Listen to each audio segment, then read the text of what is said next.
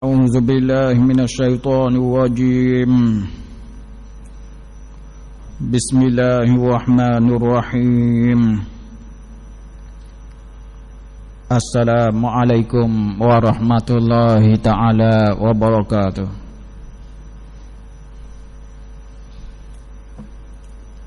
الحمد لله رب العالمين وبه نستعين والصلاة والسلام على سيد المرسلين سيدنا محمد وعلى آله وصحبه أجمعين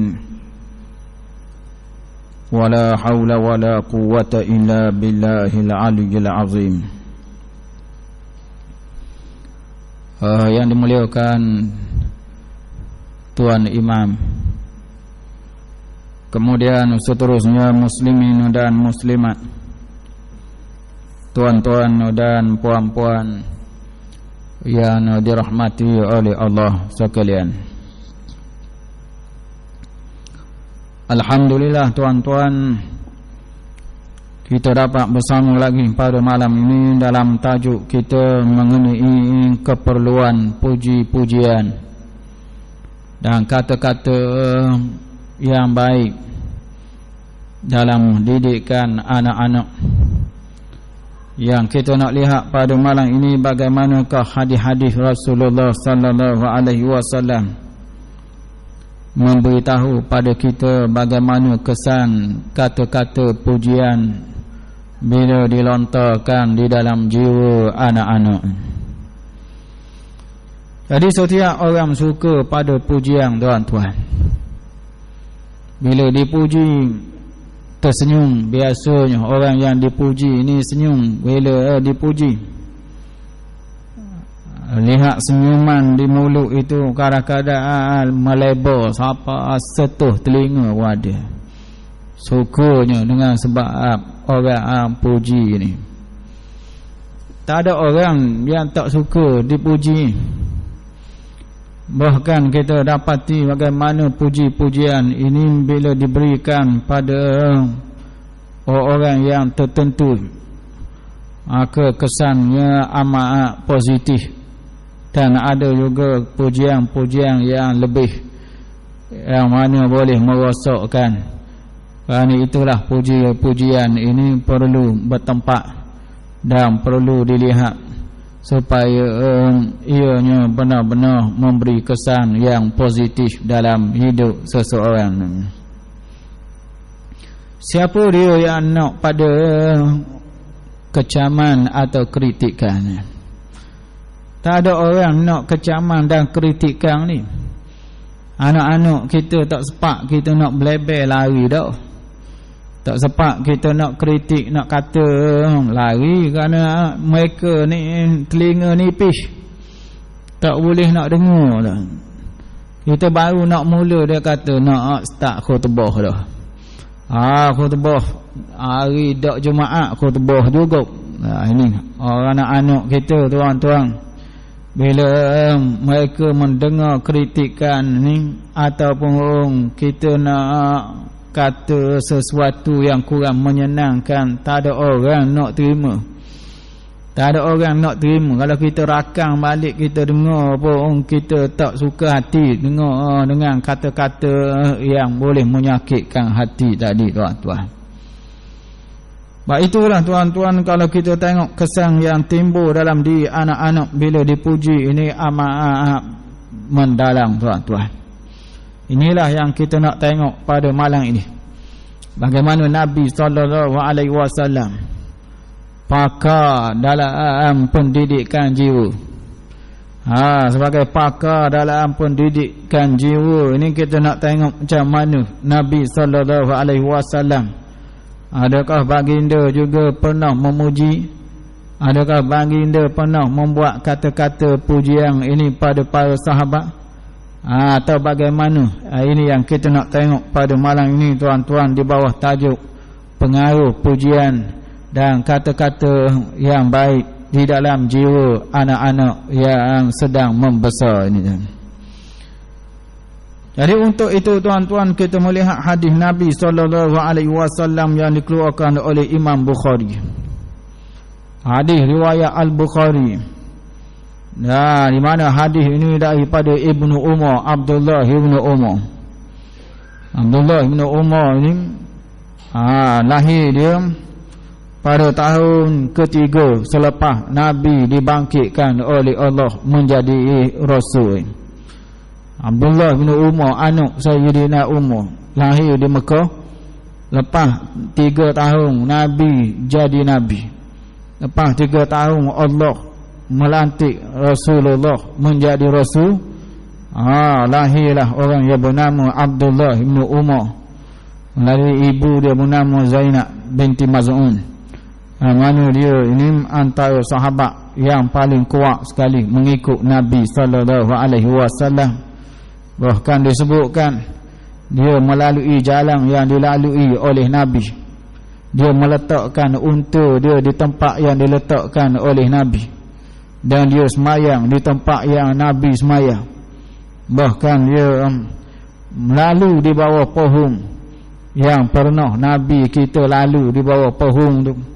Dia sirang pohon tadi supaya jangan mati, kerana naknya fadilat lalu di bawah pokok tadi supaya pokok itu kekal sampai bila-bila, tuan-tuan.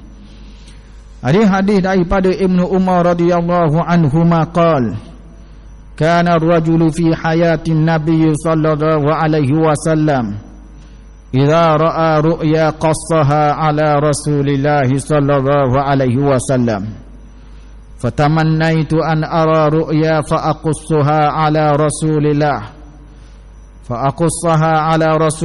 sallallahu alaihi wasallam wa kuntu ghulaman syabban wa kuntu anamu fil masjid ala ahdi rasulillah sallallahu alaihi wasallam fara'aitu fin naumi ka'anna malakaini akhadha bi fadhahaba bi ila an-nar فإذا هي مطوية كطي البئر وإذا لها قرنان وإذا فيها أناس قد عرفتهم فجعلت أقول أعوذ بالله من النار قال فلقينا ملكا آخر فقال لي كم ترى فقصصتها على حفصة فقصتها حفصة على رسول الله صلى الله عليه وسلم فقال نعم الرجل عبد الله لو كان يصلي من الليل فكان بعد لا ينام من الليل إلا قليلا. Hadis yang agak panjang. Yang di belakang itu Nabi membuat kata-kata pujian di belakang hadis ini. Itu hadis yang dikeluarkan oleh Imam Bukhari daripada Abdullah bin Umar radhiyallahu anhuma, katanya pada zaman Nabi hidup, orang ramai menceritakan mimpi yang mereka lihat. Ini zaman Nabi, kalau ada mimpi mereka pergi khabar ke Nabi, mimpi zaman Nabi. Itu mimpi yang betul. Orang dulu tak nipu. Orang dulu tak ada amanah. Kita cerita mimpi hak tak betul. Cerita mimpi hak yang mana kita kata ada buanglah, ada taktik, ada benda yang kita nak.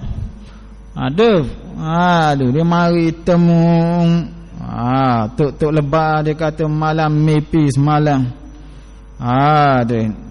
Sayyidina Ali kata kalau nak 50 riyal mari rumah tok lebah.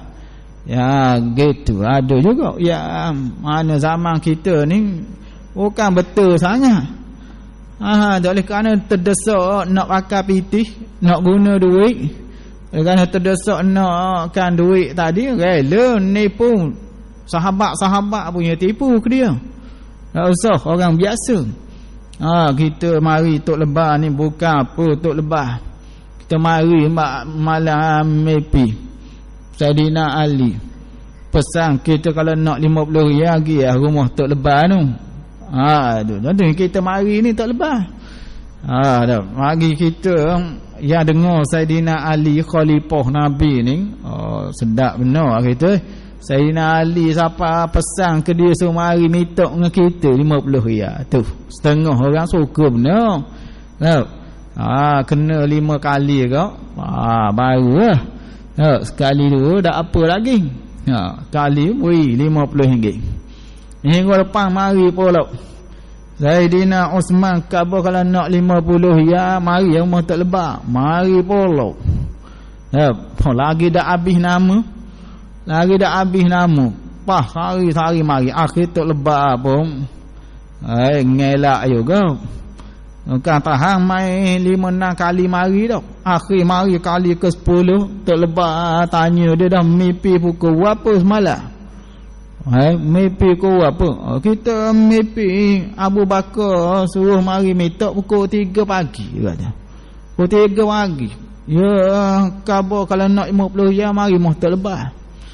Dia kata mojo juga mau mari hari ni mak. Aku mimpi pas subuh tadi. Abu Bakar kata kalau ada orang mari minta mukaisi mula. Kalau ada orang kata aku suruh wi pun 50 ya, mu kata ke dia dak adi mula kaisi mula dia. Jadi gitulah tuan-tuan, kita ni kadang-kadang menggunakan mimpi ni untuk mendapatkan habuan dalam bentuk penipuan. Yang ini salah sama sekali tuan-tuan, menggunakan mimpi-mimpi ini untuk menakutkan orang ramai. Itu juga surat-surat berantai yang menyebut mengenai orang tertentu yang bermimpi berjumpa dengan Rasulullah sallallahu alaihi wasallam, yang memberikan wasiat supaya diamalkan zikir-zikir tertentu. Baca la ilaha illallah 1000 kali katakan. Ada wirid-wirid tertentu lalu hendaklah disebarkan. Kalau tak sebar maka adalah musibah mari dalam seminggu. Ada ni mainan gini ni bukan benda pelik dalam dunia moden hari ni. Tulis SMS pada kita. Tolong sebarkan kepada 10 orang kenalan awak. Jika awak tidak lakukan, maka tunggulah bala yang akan datang.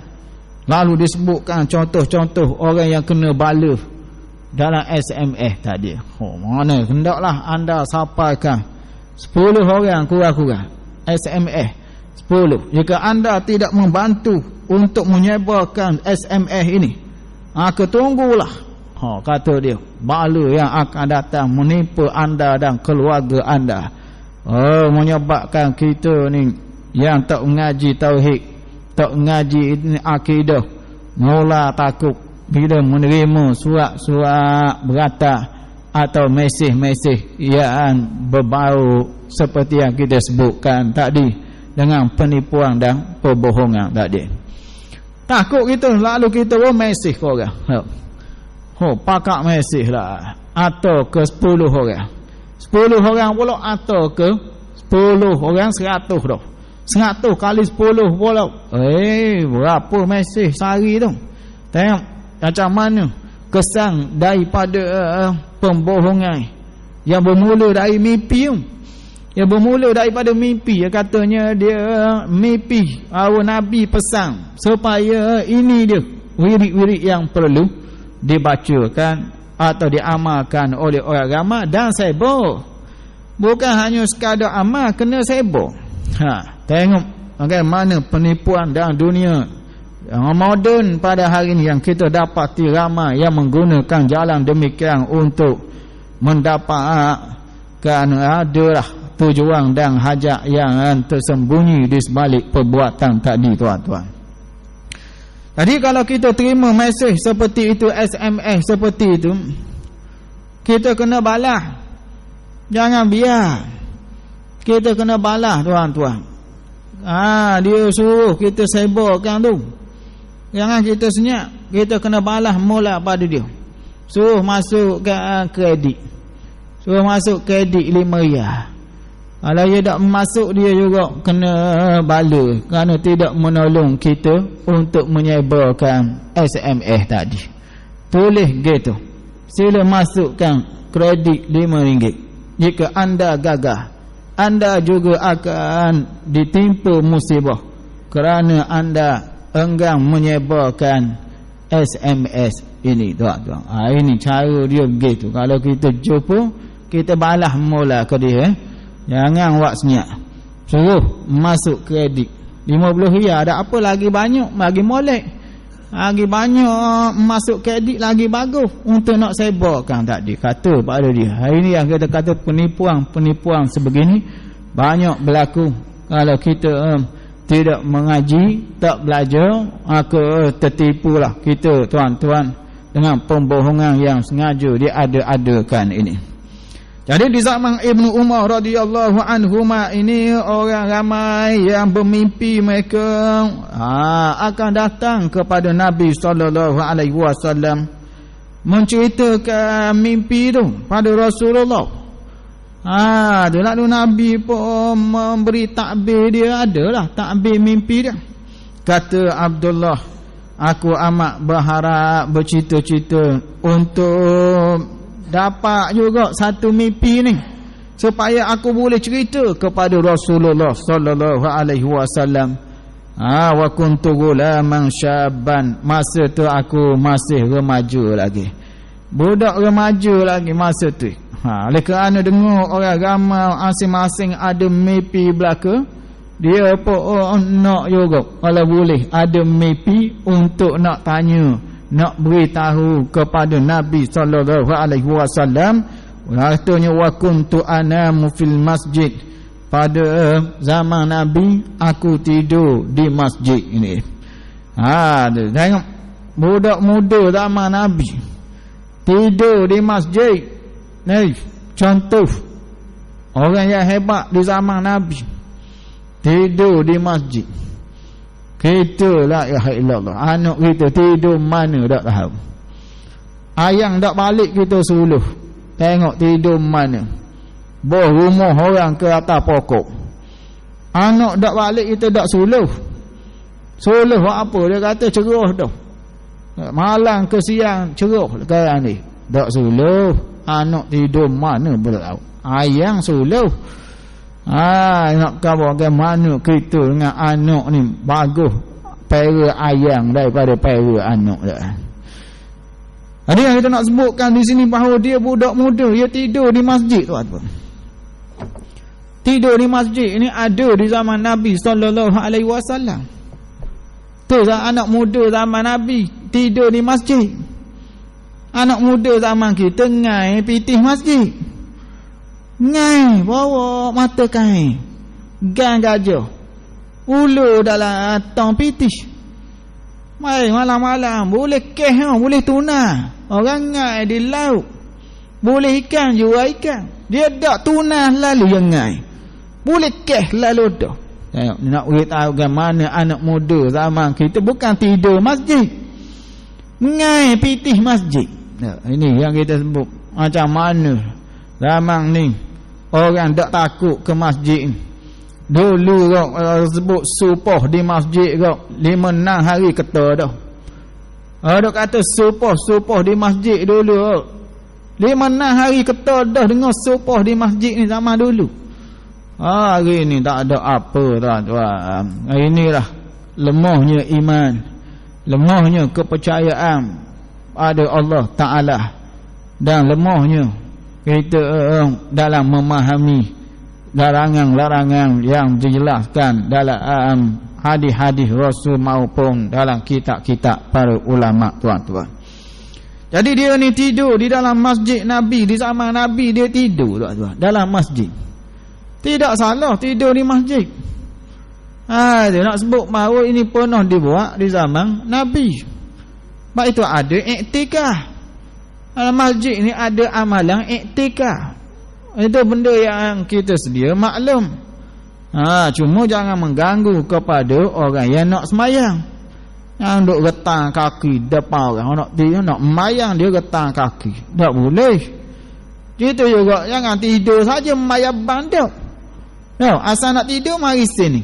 Pas bangun lari tak lain. Ada juga gitu mari tu pang tidur je. Memayang tak. Ni pelik belaka ni. Yang kita sebut bahawa tidur di masjid di zaman Nabi ini adalah satu ibadat, beriktikaf dalam masjid untuk mengabdikan diri pada Allah Ta'ala. Amalan begini banyak dibuat. Bahkan kita dapati kebanyakan ahli sufah pun mereka mendiami kawasan belakang masjid Nabi SAW ini. Katanya pada suatu malam aku tidur di masjid Nabi SAW. Lalu aku bermimpi. Lalu aku menceritakan mimpi itu kepada Hafsah, kakak dia. Hafsah ini Ummul Mukminin ni. Ini yang berlaku pada dia. Apa dia tengok dalam mimpi itu, tuan-tuan? Yang dia tengok dalam tidurnya, ada dua malaikat yang membawanya ke arah neraka. Dia tengok malaikat duk papah dia buat pergi ke neraka. Ini mimpi dia yang dia lihat, tuan-tuan. Yang mana itu yang dilihat dalam masjid tu. Mimpi dalam masjid. Bukan sebarang tempat ni. Mimpi dalam masjid. Dua malaikat erek dia buat pergi ke masjid. Buat pergi ke masjid, buat pergi ke neraka. Tu erek buat pergi ke neraka. Menarik Abdullah ibnu Umar ini, lalu dibawa ke neraka. Tiba-tiba neraka itu dilipat dia, tuan. Tu dia tengok neraka, api neraka tu dilipat dia. Dan ada dua tanduk pada dia. Ini yang dia lihat dalam mimpinya. Lalu katanya aku melihat ada orang yang aku kenal pada tempat tadi. Ada orang lain juga, bukannya dia seorang saja, tuan-tuan. Kemudian seterusnya katanya, bila dia tengok begitu, dia pun menyebut a'udzubillahi minan nar. Aku berlindung dengan Allah daripada api neraka, tuan-tuan. Ini kata dia dalam mimpi. Kata dia dalam mimpi ni. Tengok, mari minta berlindung dengan Allah. Siapa dalam mimpi boleh mari minta berlindung. Kita mimpi kena kerja di atas ayat kursi dah ingat. Lari habis, langgar kursi-kursi hak ada. Kerana kerja di atas ayat kursi dah ingat. Nak baca pun tak boleh.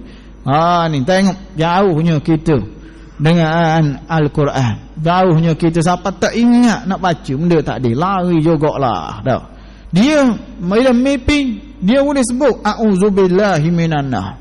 Maknanya dia dekat dengan Allah, dia boleh berlindung, minta perlindungan dengan Allah Ta'ala tadi. Kemudian seterusnya katanya mari pula malaikat yang lain pula.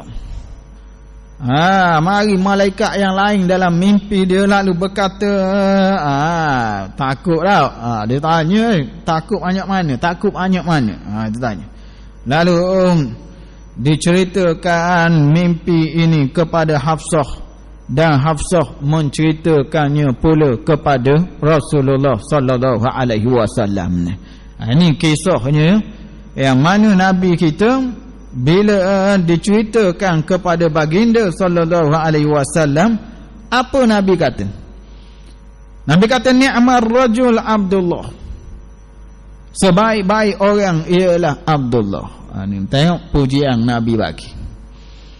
Tengok pujian yang Nabi bagi. Kerana menunjukkan bagaimana tidur malam banyak ni tak apa molek. Nabi nak alih, bukan aku nak penting sangat mimpi tu. Aku nak mu malam jangan duk tidur banyak. Tengok, dia kata ni'mar rajul Abdullah. Sebaik-baik orang ialah Abdullah, tuan-tuan. Nak apa benda lagi? Nak apa benda lagi kalau wakil dari Allah Ta'ala yang buat pujian begitu? Nak apa benda lagi? Wakil Allah Ta'ala yang kata ni. Nak apa benda lagi pujian ni? Kita boleh pujian daripada cikgu pun tak akan nak dah. Boleh pujian daripada kasih kita. Merah dah muka dah.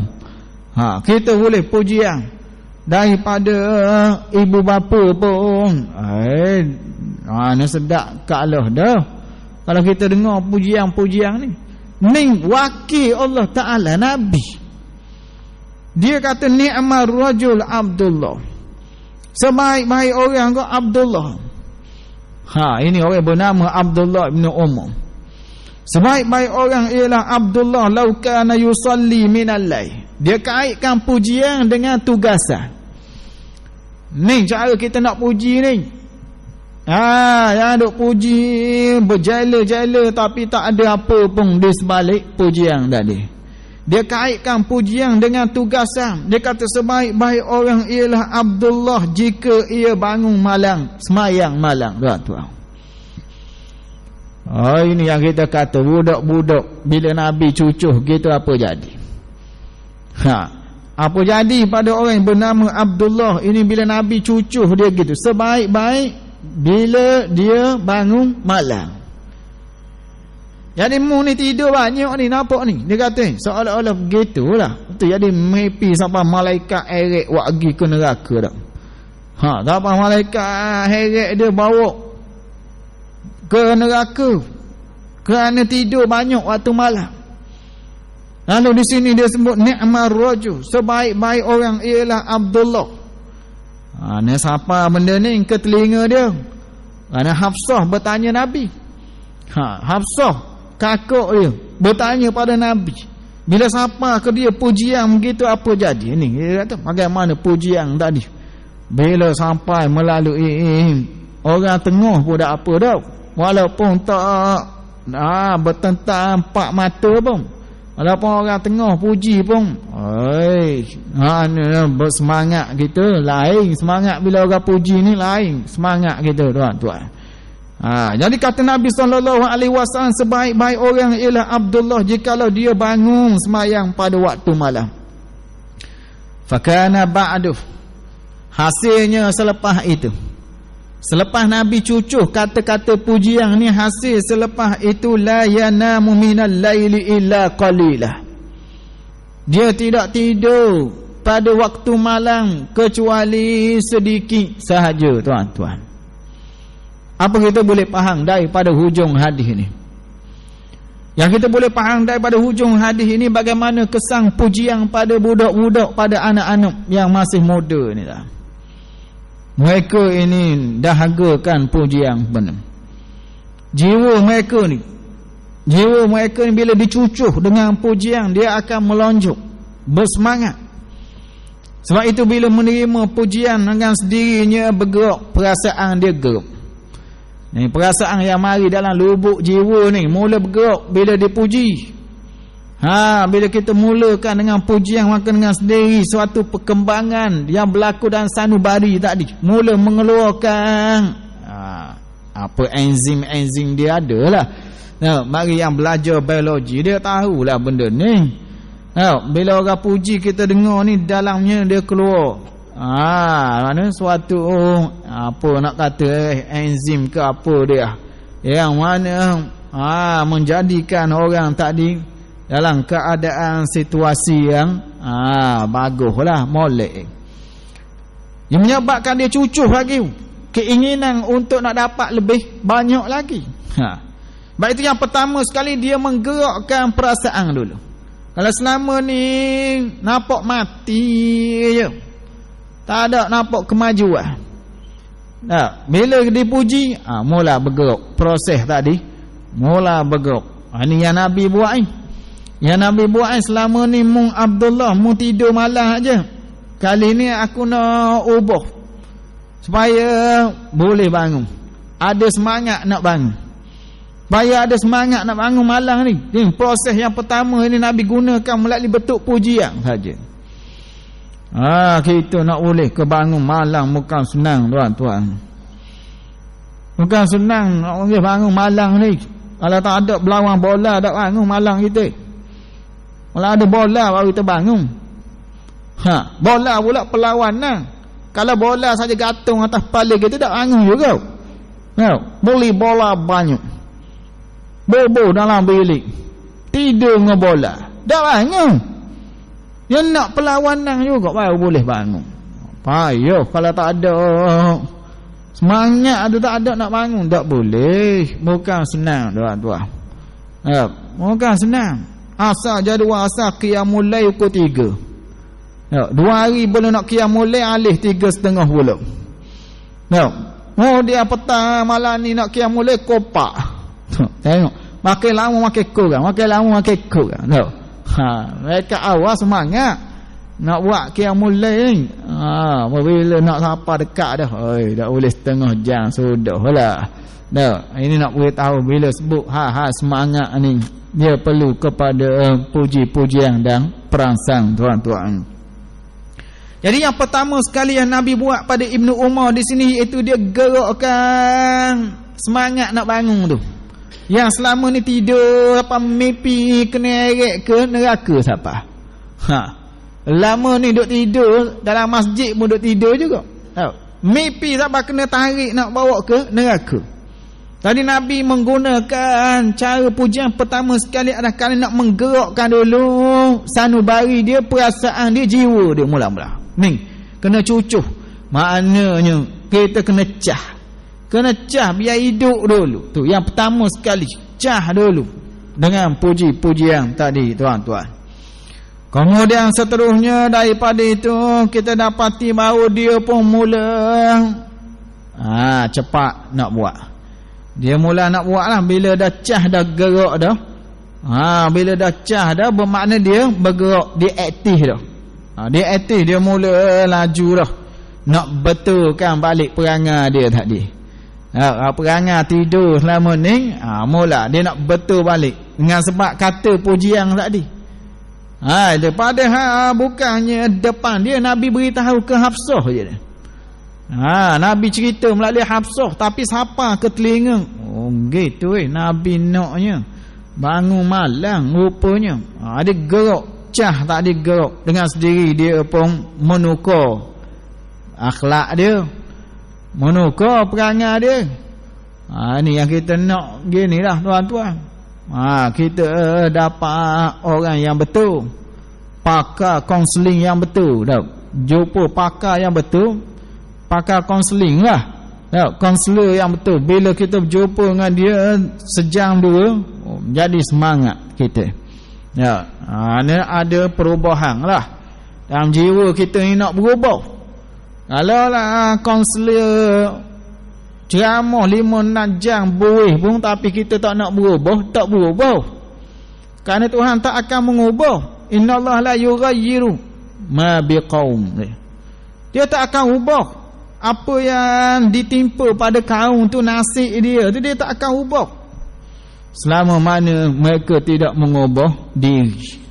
Maknanya dalaman kena ubah dalaman. Kalau kita tak boleh ubah dalaman, kaunselor hebat macam mana pun tu tak akan jadi apa tuan-tuan. Kita diri lemah, kaunselor bagus, tak ada apa. Dia nak dua-dua, pemain pun bagus, jurulatih pun bagus. Kalau lah pemain lemah, jurulatih tak jadi jurulatih dah, juruletih dah. Hari-hari duk ajar, duk letih apa ke dia. Ini yang kita sebut bahawa dalaman kita kena ubah dulu. Walaupun kata-kata pujian yang baik, tapi kita sedia berubah. Kita sedia untuk mengubah akhlak. Kalau kita diri tak boleh terima dah, mari pakar macam mana, tak ada apa. Jenis bahasa takut ayam. Tengok ayam lari, tengok ayam lari. Yang ni takut ayam ni, jiwa yang lemah. Tengok ayam lari selalu, tak boleh tengok ayam. Akhirnya orang bawa bertemu dengan pakar kaunseling. Tolonglah doktor pakar ni, tolonglah dia ni macam sakit jiwa dia ni. Tengok ayam lari, tengok ayam lari, takut ayam ni. Jadi pakar pun nasihat. 5 jam ambil nasihat. Kena cerita asal usul kita ni anak Adam turun ke dunia jadi khalifah. Ayam apa ni bukannya manusia. Kita orang dia ayam. Takut apa ayam ni? Kita makan ayam, bukan ayam makan kita. Cerita 5 jam buih mulut. Tengok jam mana akhirnya nampak pening gitu. Tak apa dah, Tak apa dah. Doktor kata begitu, nampak berani dah sikit, dia kata. Balik, keluar daripada bilik. Dia balik sampai ke kereta. Mari semula. Gostan balik semula. Ketuk pintu semula. Doktor kata ni pelanggan lain dah ni, nampak ni. Buka, tengok muka dia. Ilah, tak selesai lagi rupanya. Itu tengok. Tak selesai. Doktor kata ada apa lagi?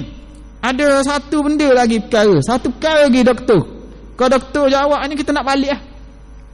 Kita nak balik satu lagi. Kita nak tanya lagi. Nak tanya ayang takut kita tak? Kalau kita ayang takut kita, dak akut kita, kita dak akut lah. Kalau ayang takut kita tak takut. Kata. Nak tahu ayang takut kita tak? Kita takut dia lama ni, bab dia dak akut kita.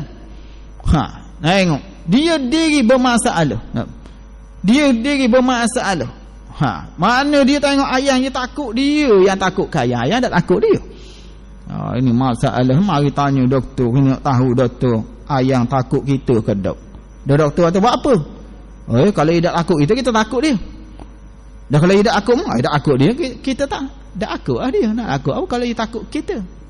Lama ni dia tak akut kita, dia mari tak kita, kata ya kita lari. Nak kita tahu bagaimana kita kadang-kadang masalah jiwa kita tak urut. Jiwa kita lemah, yang menyebabkan pakar macam mana pun tak boleh nak mengubah. Baik itu kata-kata pujian yang dibuat oleh Nabi ini, dia pertama sekali dia cah pada semangat. Yang kedua, menyebabkan budak yang dengar pujian tadi ubah akhlak dia, ubah. Yang ketiga, tuan-tuan, dia memberi rasa senang hati dalam hati. Bila dengar pujian ni, senang hati kita. Baik tu, bagus tu. Dalam keadaan situasi begitu jadi bagus. Kalau dengar kritikan saja, hak ni kritik, hak tu kritik apa? Jadi hidup tak tenteram. Tidak tenteram. Bayangkan setiap orang kritik kita, nak tidur tak boleh kita. Bagaimana ni tengiang-ngiang di telinga ni, kerana setiap pihak masing-masing mengkritik kita. Tak boleh kita nak hidup tenang. Sebab itu orang yang dapat ketenangan ni mestilah orang yang dapat pujian tadi, tuan-tuan. Jadi daripada kisah ini yang kita dapat di sini, kita dapati bagaimana kesan daripada pujian yang Nabi bagi pada Abdullah menyebabkan dia berubah lepas tu lah. Dan inilah yang kita dapati banyak, tuan-tuan. Lepas daripada jumpa pasangan yang sesuai boleh berubah. Ada yang jumpa pasangan yang sesuai boleh berubah. Jumpa kawan yang betul boleh berubah. Ataupun juga duduk di kampung yang betul boleh berubah. Atau pergi Mekah boleh berubah. Jadi banyak benda yang boleh menyebabkan kita berubah ini. Antaranya ialah mendengar pujian yang mana ianya menggerakkan dan mengecas perasaan semangat yang ada dalam diri kita ini, tuan-tuan. Jadi inilah yang boleh kita ambil pada malam ini, yang kita anjurkan supaya ibu bapa menggunakan puji-pujian dan kata-kata yang baik ini untuk menjadikan anak-anak bersemangat, terutamanya dalam pelajaran, dalam hal-hal semayang, puasa, kena puji banyak supaya mereka lebih kuat lagi untuk membuat perkara yang baik ini, tuan-tuan. Itu saja untuk malam ini. Wabillahi taufiq wal hidayah. Wassalamualaikum warahmatullahi wabarakatuh.